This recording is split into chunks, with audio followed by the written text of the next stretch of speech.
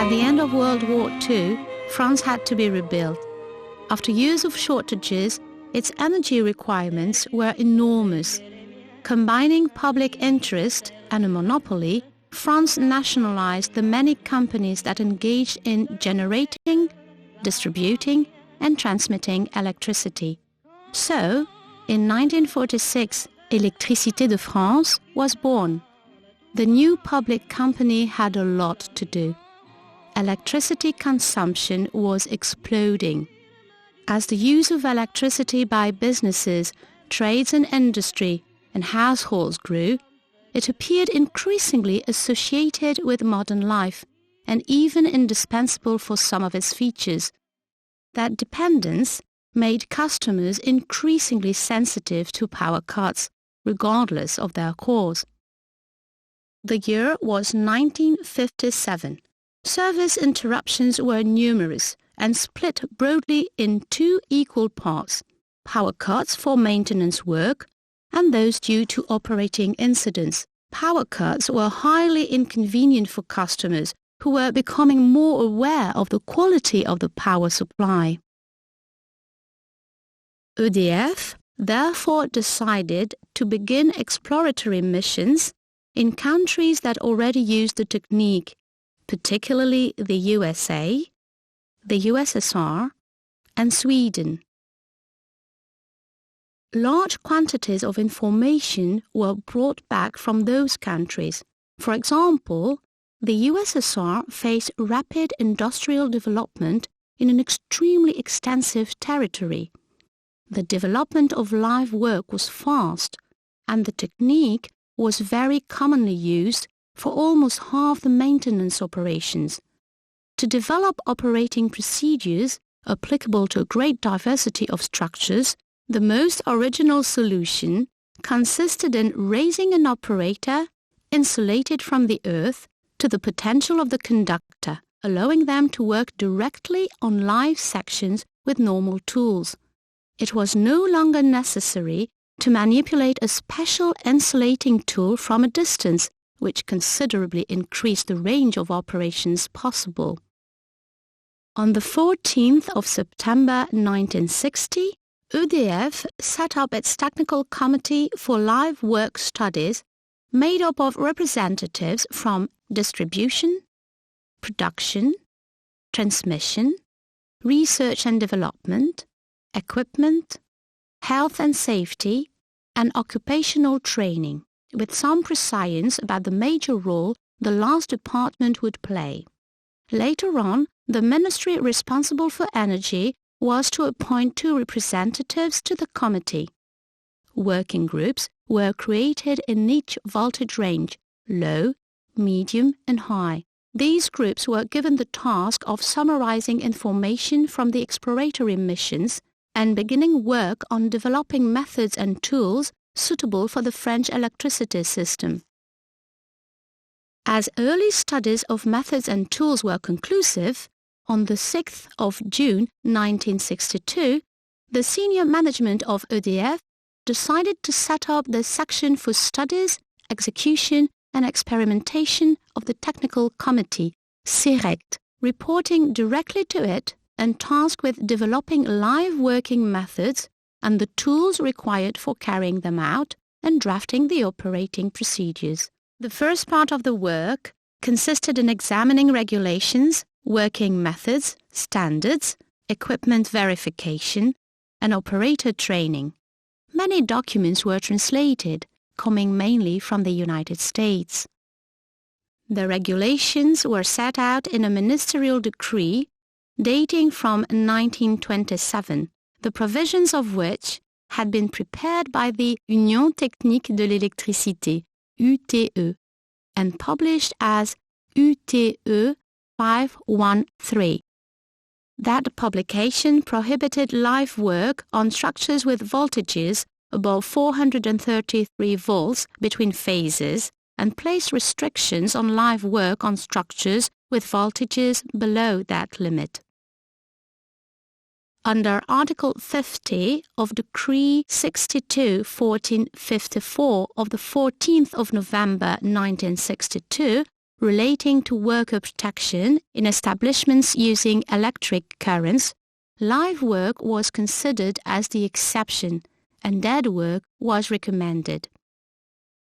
From 1963, the Technical Committee began to draft live working rules, which soon took the name of Temporary General Instruction, IGP. On the 14th June of 1965, the Minister for Electricity approved the document, which contained the first regulations that opened the way to the widespread use of live work. On the 1st of May of 1966, the Live Work Studies Committee was renamed the Live Work Committee. That change of name showed the desire to initiate the use of live work and gradually generalize the practice. The tasks of the new committee were as follows: summarizing the information collected in other countries, guiding the studies of operating procedures for live work, approving operating procedures and equipment specific to live working, approving employee training programs, preparing draft regulations, preparing general instructions applicable within EDF. Originally, operations carried out on transmission and distribution systems were covered by descriptive operating procedures where all phases of the work followed a compulsory and repetitive process sequence. In the light of experience, it appeared that such a solution enclosed workers in a novelly narrow framework, creating constraints that could be excessive and had many drawbacks due to the wide diversity of overhead systems. Need to remember an excessively large number of operating procedures, difficulty differentiating essential points from others of lesser importance, reducing initiative, making the work robotic. It was felt that another way had to be found in order to promote simplicity and efficiency. That other way took the form of operating procedures complying with general rules named working conditions, which provided both the thoroughness essential to safety and the flexibility needed for working on a variety of structures. Furthermore, that new way maintained and stimulated operators' initiative, but required work to be prepared carefully. The new method became known as the French approach and consisted in addressing risk actively. It also required a proper understanding of the nature of the operations required and the phenomena likely to occur, the regulations and their technical justifications, in-depth knowledge of tools and their use, complete knowledge of protective equipment its effectiveness and instructions for use. In 1970, the Live Working Committee completed the regulations known as the General Instruction for Live Working, converted into Publication 520 by the UTE, Union Technique de l'Électricité, and approved by the Ministry for Industrial and Scientific Development on the 26th of October of the same year. From then on, it was no longer restricted solely to EDF use. The regulations were based on the three fundamental points below: approved rules for implementation, approved tool types, employee training by an organization or body approved by the Ministry for Electricity based on approved curricula, inspection and monitoring by line managers.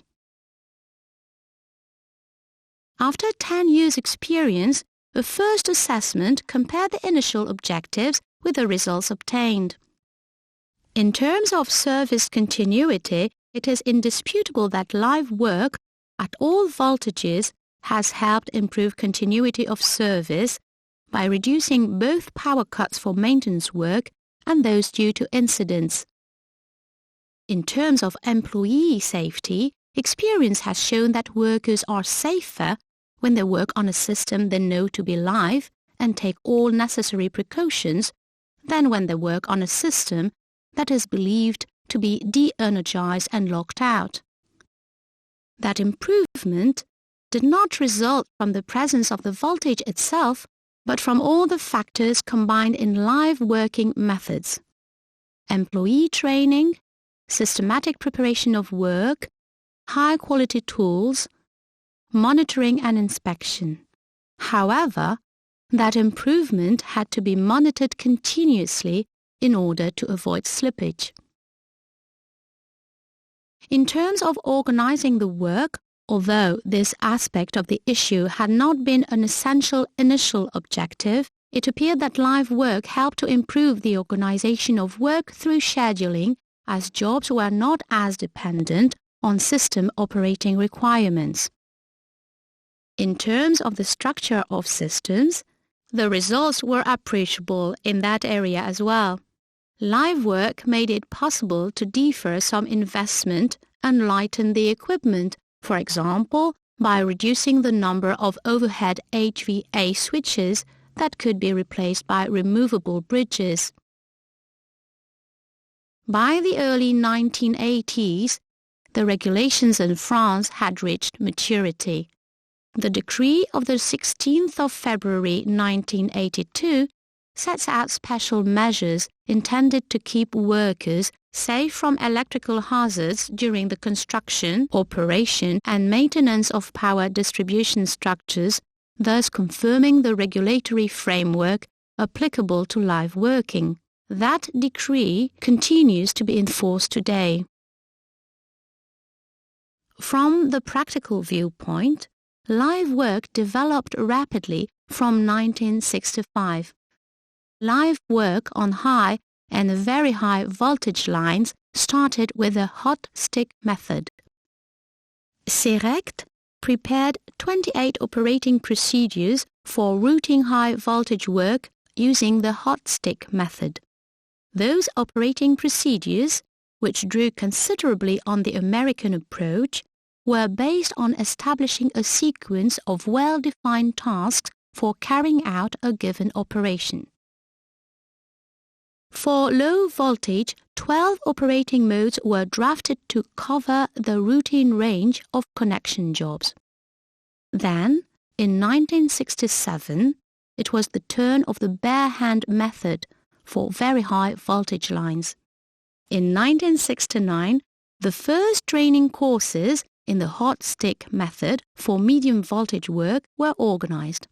To supplement its know-how, France initiated a mission in China in 1978 to exchange views with the Chinese about structure access techniques for linesmen.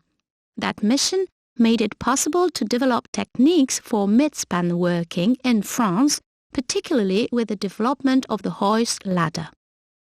From the 1980s, CERECT also started looking at live working in substations, which do not lend themselves to live work in principle because of the cramped conditions that prevail there. All the same, the needs were many. Serect decided to develop new methods suited to working in substations and new equipment such as the insulating positioning tower, which allows bare-hand access for substation work.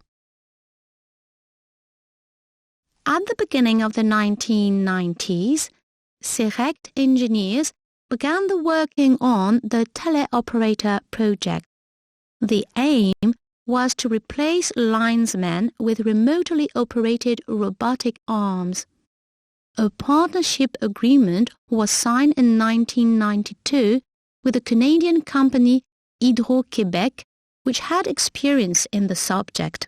After having considered system configurations that could be covered by such a solution, Serect developed a platform with help from the robotics company Schilling and the EDF Design and Research Department. The impressive prototype, with its two huge arms, arrived in Mulhouse in 1993. However, the results of tests were patchy, particularly because of the steep learning curve. The project was abandoned.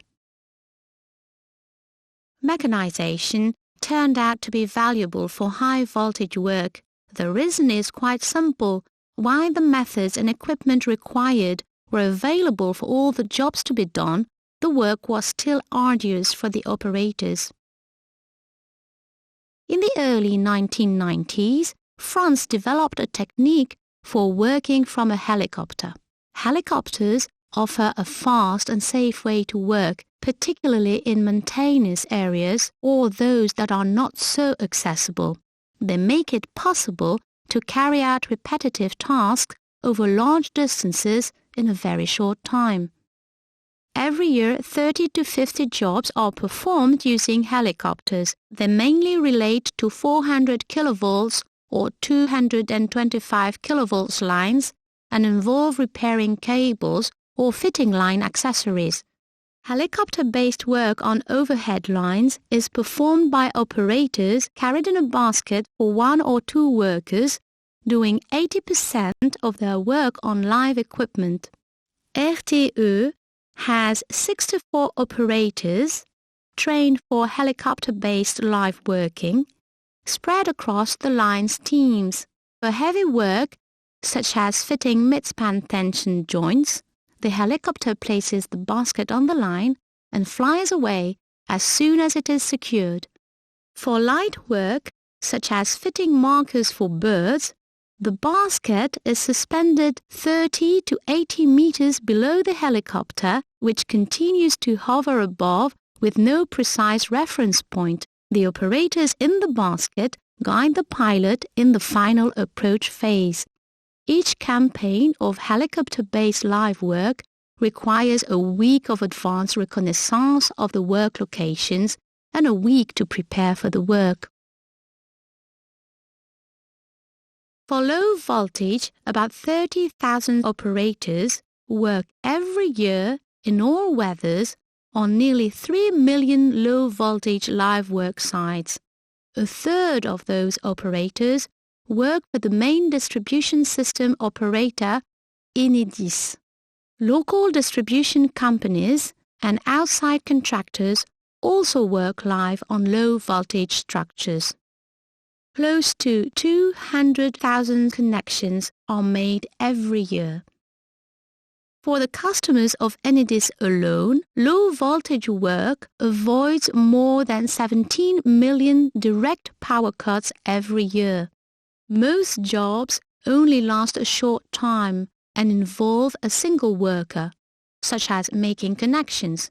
They may also involve two operators, particularly to connect a new installation, or sometimes three or more for network reorganization or reinforcement. Whatever the job, the wide variety of live work operations at low voltages requires workers to be trained for each type of structure involved. In the HVA range, close to 1,000 live workers are involved each year in some 50,000 jobs. Working distances are short, 60 to 80 centimeters, which requires thoroughness, method and precision to counter a risk of electric shock or short circuit. While most operations are carried out using the hot stick technique, the three working methods, hot stick, insulating glove, bare hand, may be combined to complete a job successfully while allowing the work to be done as flexibly as possible. Live working can be performed in light rain, greatly aiding the scheduling of jobs. Tasks can even be completed in heavy rain when using equipment designed for those conditions. Most of